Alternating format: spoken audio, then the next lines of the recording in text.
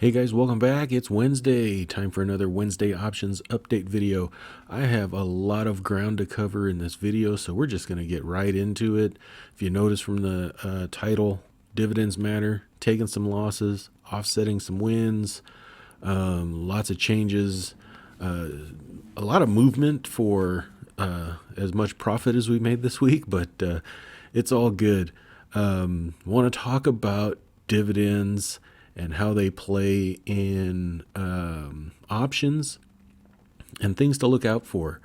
I took a loss in this stock, Vale, V-A, ticker symbol V-A-L-E, back on September 8th, I believe it was. I sold a cash secured put at a 16 strike, collected like 45 cents, 50 cents, something like that, and we'll look at that later and show the losses. But I wanted to come in here and tell you what my thought processes here were. And we'll just look at a chart because that's really where everything starts, right? Starts at a chart. And let's pull up the Vale chart and I'll tell you what I was looking at here. Okay, so now you gotta have to picture this without this here. Okay, so what I was looking at was I saw Vale right around here. It was around the high 17s, I want to say it was 1750, something like that, and it was in a downtrend, right? And that's kind of what I want to see in most stocks, right? That's when you get the better premium. So what I was looking at on this chart was these two spots right here and right here. That's the $16 level, and that's exactly where I sold my puts. So when I sold them, the stock continued to drop, right? And it fell through support here, right there. And you know, I didn't sweat it because I knew we had support here, and sure enough, the next day it popped back up and went above 16. So I thought, great. I'm in the clear. We're going to hold 16 support like we should. But if we look at this date, this was on September 22nd. And let's go back over here and we'll look at the distributions. Where's that distribution at? Dividend for $1.51 on 9/23. So we look at 9/23. There's 9/22. It closed at 1642. I'm feeling pretty good, like it's going to hold support. The next day, I had no idea this company paid a huge annual dividend like they did, and so most of you probably know that dividends are taken right out of the stock price. So the very next day, it fell through support all the way down to 14, mid 14s, and support was gone after that. It just basically was gone after that. They proceeded to get more bad news. They had a downgrade, and then they had this other dip here. I believe they had a mining accident of some sort. So they just continued going down. So with all that wrapped around in the news, you say, well, you just roll it out. Well, no, not when everything went wrong. Right? The dividend, the downgrade, the mining accident. There was just way too much for me to roll this position out to try to save $150. This is a case where, taking the $150 loss was probably the best thing you could do, because we can see the stock has still continued to trend down. It looks like it might even go lower. It's actually built support here down lower. So we got out of it. So lesson is, pay attention to dividends. Dividends matter. It just blew it right through support, and there was no saving it after that, honestly. A lot of times stocks do recover after a dividend, but like I said, perfect storm happened. They got a downgrade, they had a mining accident, and it just kept on going down. So there was no good real reason for me to roll this out because I don't think it'll come back up anytime soon.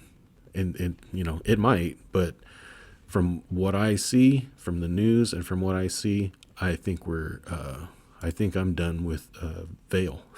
So pay attention to dividends, right? I didn't pay any attention to dividends. Look at this thing.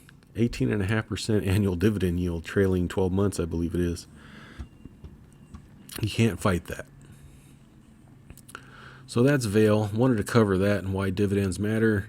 And next up, we'll look at the long leaps or buy rights or whatever you want to call them, the long stocks.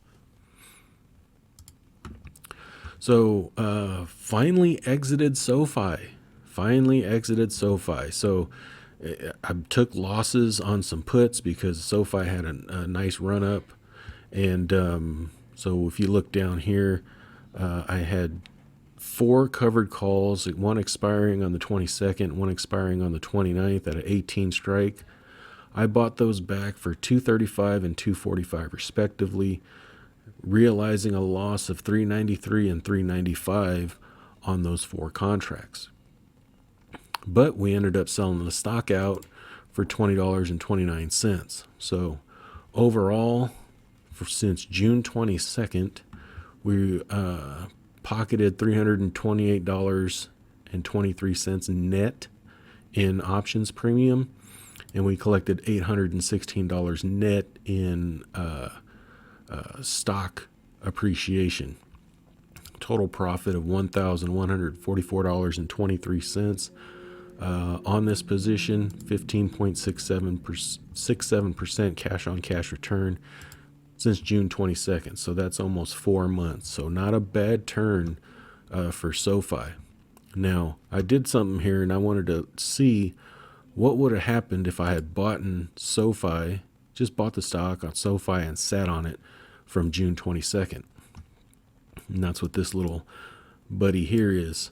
If I would have bought SoFi on June 22nd and held it until 10/18, I would still be down 1.65%. So that's, the great thing about options is you can generate a return when the stock isn't generating a return. And that's proven here. So 15.67% on that stock. So glad to be out of SoFi. A lot of you guys know I don't really like carrying stock. Usually if you find me with long stock in my options account, it's usually because I had no other option, right? I didn't want to take the loss on the puts. I didn't want to roll them because maybe rolling wasn't attractive enough. And so I just took the stock. With Vail, there's no way I wanted to take the stock with the way things were acting there. So good things come to those who wait sometimes.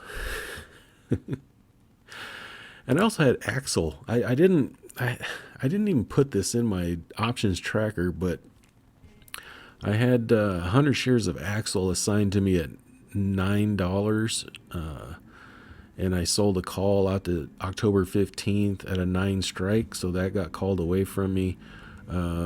Made 11% on that position in 2 months, essentially, and quite happy there. This is in my Fidelity brokerage account, so I lightly trade options in that.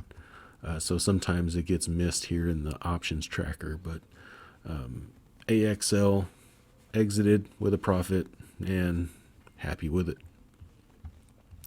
So now we'll go through the standard options here. We'll talk about SoFi a little bit more. Probably not. I don't know. But not much going on. I'm having a very difficult time finding stuff to sell.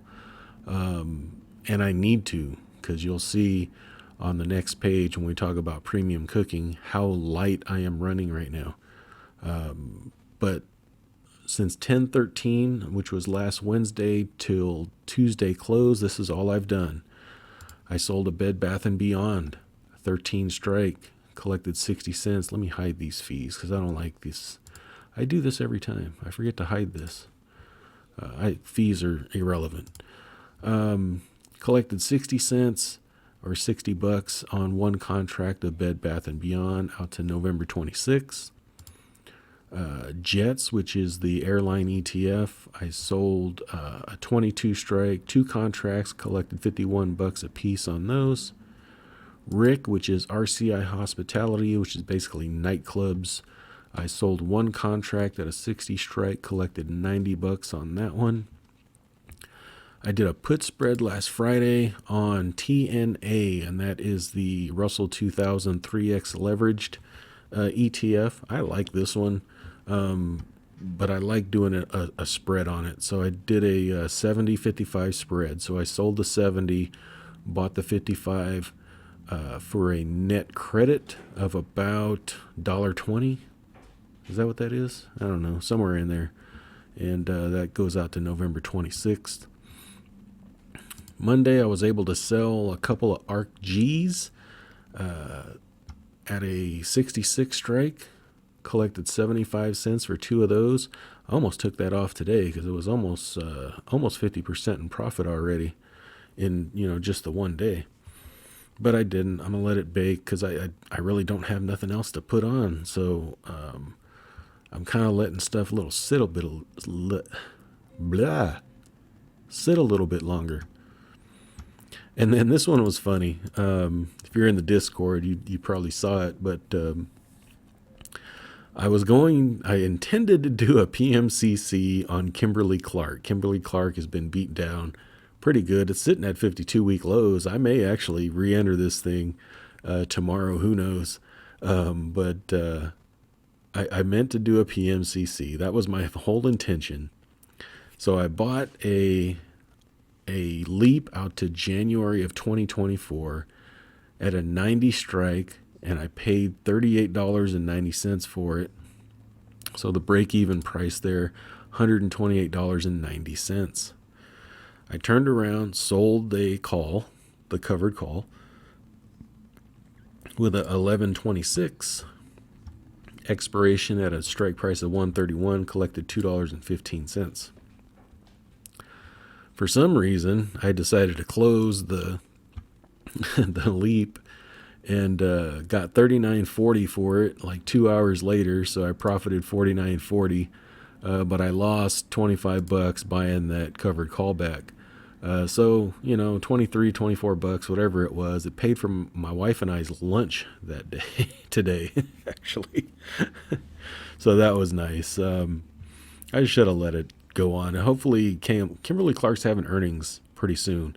If they dip a little bit more, I'll definitely look to get back into Kimberly Clark.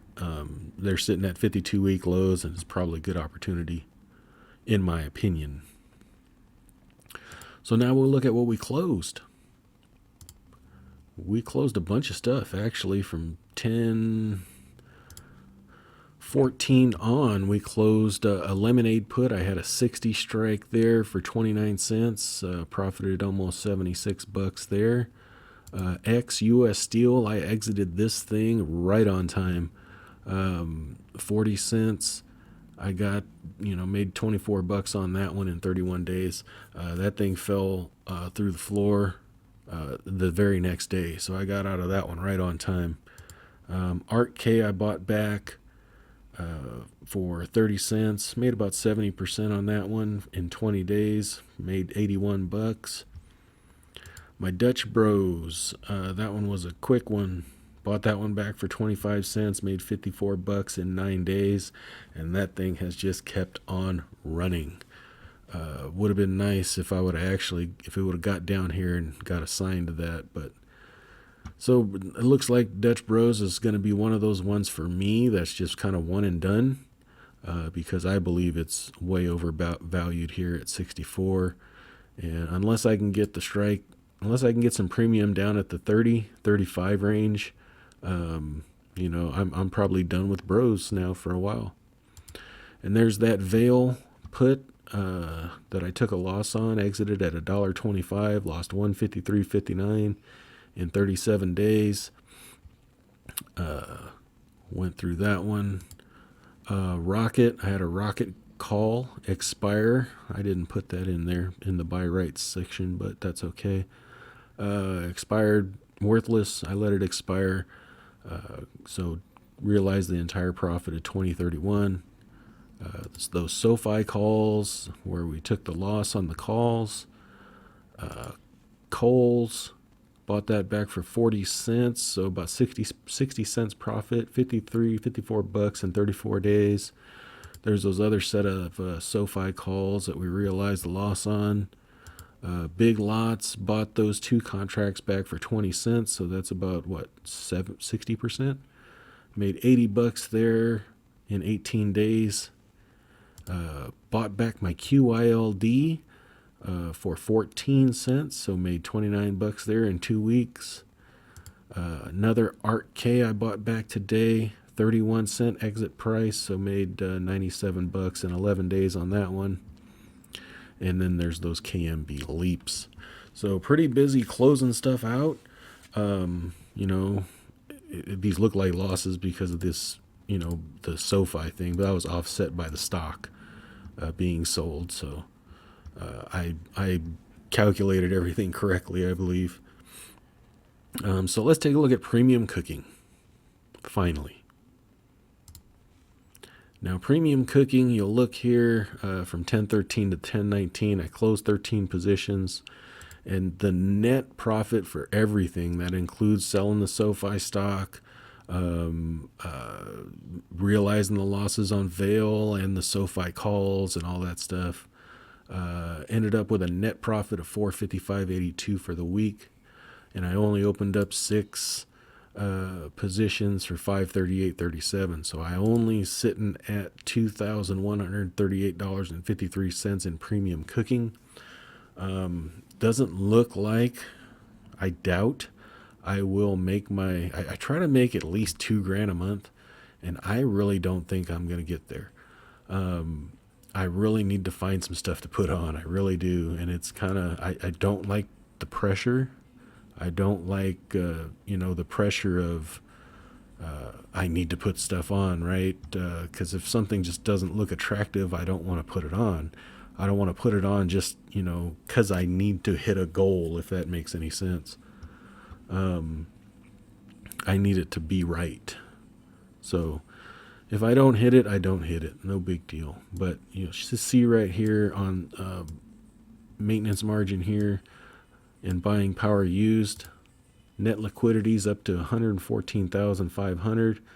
Maintenance margin only $17,700. So my buying power used is sitting at only 15% currently. I really like to double that, at least, or get up 25. Hopefully that'll get me up to about 3,000 cooking. It would be real nice to have about 4,000 cooking, because if you have 4,000 cooking, and let's say you take 50% profit on everything, you'll make 2,000 in a month, right? So, that would be ideal. So that's why I say, that's how I gauge that I probably won't hit my numbers this month, is because I don't have enough out there. So that's it, guys. Like I said, I covered a lot. Hope you stood with me. If you didn't, I understand. Dividends matter. Chart reading matters. But chart reading doesn't matter if you're not looking at everything. So look at support, look at resistance, look at trends, and look at dividends. So hope you guys enjoyed. Any questions, comments, concerns, leave them down below. I'm going to continue doing my GW Answers questions series if you guys have questions. So leave them down below. Like, share, subscribe, do all that good stuff. And we'll talk to you later. Thanks. Bye-bye.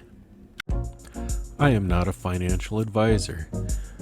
The information contained in this video is for entertainment and informational purposes only. It is not intended to be investment advice.